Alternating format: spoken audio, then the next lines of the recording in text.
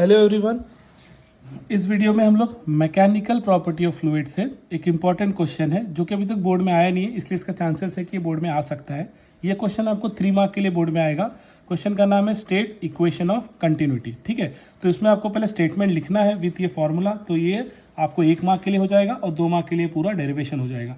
कभी कभार ये 4 मार्क के लिए भी आ जाता है, तब ये स्टेटमेंट आपका 1 मार्क के लिए रहेगा और ये पूरा डेरिवेशन विद डायग्राम आपका 3 मार्क के लिए हो जाएगा। ठीक है, तो यहाँ पे हमें करना क्या है, पहले तो स्टेटमेंट आपको लिखना है और इसमें इसमें काफ़ी बड़ा दिया है टेक्स्ट बुक में, तो इसलिए उसको मैंने स्मॉल करके लिखा है कि जितना शॉर्ट करके थ्योरी आपको लिखना पड़े उतना मैंने शॉर्ट किया गया है, लेकिन ये इतना तो इंपॉर्टेंट है ही आपको। तो इसमें स्टेटमेंट में दिया क्या है, the volume rate of flow of an incompressible fluid. Incompressible का मतलब क्या होता है, ऐसा फ्लूइड जिसकी डेंसिटी सेम रहे या डेंसिटी कॉन्स्टेंट रहे through out for a steady flow. Steady flow मतलब स्मूथ रेगुलर फ्लो, इरेगुलर नहीं। टर्बुलेंट मतलब क्या होता है, इरेगुलर, लेकिन ये कैसा है, रेगुलर फ्लो, इसलिए steady is same through out the flow. तो ये स्टेटमेंट अच्छे से आप याद करके रख लीजिए।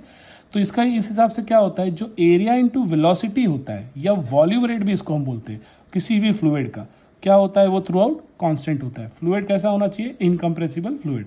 ठीक है, तो आइडियल फ्लूइड का भी यही प्रॉपर्टी है ना। तो इसलिए ए मतलब यहाँ पे क्या होता है, area of cross section of that pipe constant, और वी मतलब क्या होता है, स्पीड ऑफ फ्लूइड। ठीक है, तो इसमें हम कंसीडर करेंगे एक पाइप, इस पाइप में दो एरिया ऑफ क्रॉस सेक्शन, इसे EFGH है। यहाँ पे क्या है, ये वाइडर रीजन है। यहाँ पर वाइडर रीजन है मतलब एरिया बड़ा है, तो एरिया बड़ा है तो इसलिए यहाँ पर क्या होगा, जो फ्लो रेट होगा, वेलोसिटी होगी, वो क्या होगी, कम होगी, और टाइम क्या लगेगा, टाइम आपका ज़्यादा लगेगा। वैसे ही जो एरिया यहाँ पर है PQRS, ये नैरो रीजन है, पतला रीजन है, तो इसलिए यहाँ पे फ्लूइड का फ्लो क्या होगा, वेलोसिटी फास्ट होगी, टाइम कम लगेगा। ठीक है, तो ऐसे 2 चीज़ है। इसमें और एक चीज़ क्या याद रखना है, जो इसमें ना तो पाइप से यहाँ से कोई मास अंदर आने वाला है, ना तो कोई मास बाहर जाने वाला है। ठीक है, अंदर कहाँ से, EFGH, यहाँ से कोई एक्स्ट्रा मास नहीं आने वाला, ना कोई एक्स्ट्रा मास जाने वाला है। तो यही चीज़ यहाँ पे लिखी है कि जो mass is confined in a tube, confined in a tube of fluid can not leave the tube और नाइदर इंटर द ट्यूब। तो mass of the fluid within this region क्या रहने वाला है, कांस्टेंट रहने वाला है। अब mass of fluid entering the tube कहाँ से, पॉइंट ए से। देखो ये पॉइंट ए है, इस पॉइंट ए से मास जो एंट्री करेगा फ्लूइड, उस मास को हम लोग क्या लिख सकते हैं। तो पहले आपको मैं बता देता हूँ मास को किस फॉर्म में लिखना है। हमें ये पता है density equals to mass upon volume, तो मास को आप क्या लिख सकते हो, density into volume, density into volume.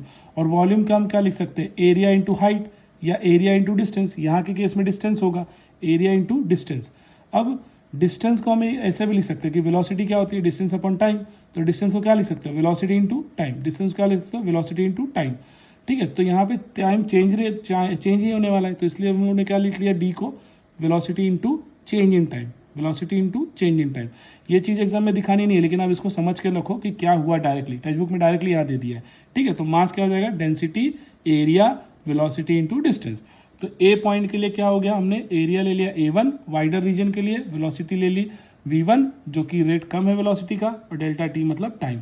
इसी तरह पॉइंट बी के लिए डेंसिटी सेम ही रहने वाली, क्योंकि फ्लूइड तो सेम ही है ना, उसका मास भी सेम है। एरिया क्या हो जाएगा, A2 नैरो रीजन है, वेलोसिटी V1 था, यहाँ पे क्या हो जाएगा V2 और डेल्टा टी। अब क्योंकि फ्लूइड इनकम्प्रेसिबल है और मास क्या रहने वाला है, थ्रू आउट सेम, तो मास इस एरिया से जितना फ्लो होगा फ्लूइड का, वही यहाँ से भी फ्लो होगा, तो मास थ्रू आउट क्या रहेगा, सेम। तो इसलिए अब हमने इक्वल कर दिया, डेंसिटी कैंसिल कर दो, डेल्टा टी कैंसिल कर दो, बचा क्या, area velocity equals to area velocity, A1 V1 equals to A2 V2। इसका मतलब AV क्या हो गया, कांस्टेंट हो गया। यहीं तक आपको लिखना है। आगे भी ऐसा CT JEE नीट में ऐसा पूछा जा सकता है, या यही क्वेश्चन ऐसा पूछ दे, obtain expression for mass flux, तो क्या करोगे, तो इसलिए AV को हम एरिया वेलोसिटी को और क्या लिख सकते हैं, वॉल्यूम फ्लक्स या volume rate, that is dV/dt। Capital V है इसलिए वॉल्यूम है, स्मॉल v है इसलिए वेलोसिटी है, तो क्या हो गया, वॉल्यूम फ्लक्स। इसी तरह अगर मैंने दोनों तरफ डेंसिटी से मल्टीप्लाई कर दिया, इसको डेंसिटी से मल्टीप्लाई कर दो, तो density into dV/dt volume flux, तो क्या होगा, डेंसिटी इंटू वॉल्यूम क्या होता है, मास ना, इसलिए dm, dt ऐसे ही रहेगा, तो उसको मास फ्लक्स भी बोलते हैं। आई होप आपको समझ में आ गया होगा। ये स्टेटमेंट बोल रहा हूँ, अच्छे से बाइट कर लो, 1 मार्क के लिए, क्या पता 1 सेंटेंस के लिए भी आ सकता है, right statement for equation of continuity. ठीक है, 1 सेंटेंस के लिए आया तो इतना ही लिखना रहेगा। फिर ये एक्सप्रेशन में आपको याद कर रखना है, the fluid is confined in a tube, neither it can enter from any mass, any fluid enter in this region, neither it can go out। तो इसीलिए the fluid mass will be remain constant. तो जो fluid यहाँ से flow होगा वही यहाँ से भी फ्लो होगा। तो वही मास यहाँ पे दिया है, इक्वेट कर देना, डेंसिटी कैंसिल कर देना, क्योंकि फ्लूइड तो सेम ही है, जो फ्लूइड यहाँ से जा रहा है वही फ्लूइड यहाँ से भी जाएगा ना, ठीक है। तो अब ये आपका हो जाएगा। आई होप आपको समझ में आया हो। इसी के एप्लीकेशन में एक न्यूमेरिकल है जो आपके टेस्ट बैक में दिया है क्लास 12 के, तो वही देख लो यहाँ पे क्या दिया है। The speed of water, the speed of water कितना है 2 मीटर पर second through a pipe of internal diameter 10 centimetre. उस पाइप का इंटरनल डायमीटर कितना है 10 सेंटीमीटर है, और वहाँ से कितना स्पीड हो रहा है फ्लूइड का 2 सेंटीमीटर पर सेकेंड। वैसे ही what should be internal diameter of nozzle, मतलब जो भी नल बोल दो जिसका रीजन क्या होता है छोटा होता है कंपेयर टू दिस पाइप से। तो pipe if the water at nozzle is 4 metre पर second, speed of water at nozzle is, तो स्पीड ऑफ वाटर जो कि नोजल से फ्लो हो रहा है वो कितना है 4 मीटर पर सेकेंड है। तो V1 क्या ले लो, ये पहले वाला वेलोसिटी जो पाइप से बह रहा है 2 मीटर पर सेकेंड, क्योंकि एरिया ज़्यादा है, डायमीटर कितना है 10 सेंटीमीटर, तो उसको हम लोग क्या लिख सकते हैं मीटर में, दैट इज 0.1। वैसे ही नोजल के थ्रू जो फ्लूइड फ्लो हो रहा है वो कितना है 4 मीटर पर सेकेंड फ्लूइड का, और नोजल का जो इंटरनल डायमीटर पता करना है।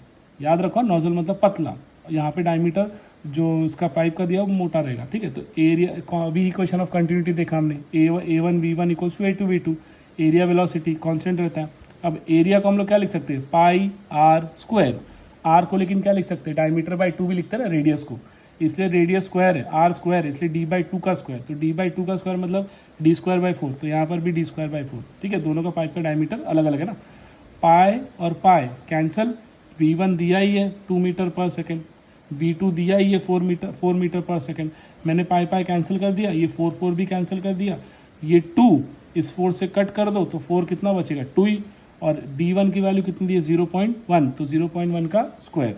अब ये D2 स्क्वायर है तो मैं इसका स्क्वायर रूट ले लूँ तो क्या हो जाएगा, ये स्क्वायर रूट में चला जाएगा 0.1 का स्क्वायर रूट, और ये 2 भी स्क्वायर रूट में चला जाएगा। 0.1 को हम कैसे लिख सकते हैं 10⁻⁻1 लिख सकते हैं ना, 0.1 को 10⁻⁻1, लेकिन 10⁻⁻1 का स्क्वायर है इसलिए 10⁻⁻1 का 2 हो जाएगा इंडाइसेस से, ठीक है, पावर हो जाएगी 2, और ये 2 नीचे रहेगा। अब ये 10⁻2 का स्क्वायर क्या हो जाएगा 10⁻1, 10⁻2 का स्क्वायर रूट क्या हो जाएगा 10⁻1, और नीचे √2 दिया ही है, तो 1/√2 की ना वैल्यू कांस्टेंट होती है, जबकि होती है 0.707, 1/√2 की वैल्यू 0.707 कांस्टेंट होती है, इसलिए 10⁻1 कर दो, 10⁻1 का मतलब एक डेसिमल शिफ्ट करके कर दो तो 7.07 हो जाएगा, और ये 10⁻2 हो जाएगा। या तो ऐसे भी लिख दो तो भी फुल मार्क्स मिलेगा, ऐसे लिखो फिर भी फुल मार्क्स मिलेगा। याद रखो ये क्लास 9th और 10th में आपको सिखाया जाता है कि √2 की वैल्यू अब याद करके रखना चाहिए आपको, जो कि है 1.414, इसलिए 1/1.414 की वैल्यू होती है 0.707, इसलिए याद रहती है, तो इसलिए इसको मल्टीप्लाई कर दो। आई होप आपको समझ में आया होगा वीडियो, ठीक है। अगर समझ में आया होगा तो प्लीज़ लाइक कर दीजिए, और आपको और भी जैसे कुछ टॉपिक चाहिए तो आप कमेंट कर सकते हो, ठीक है। Thank you.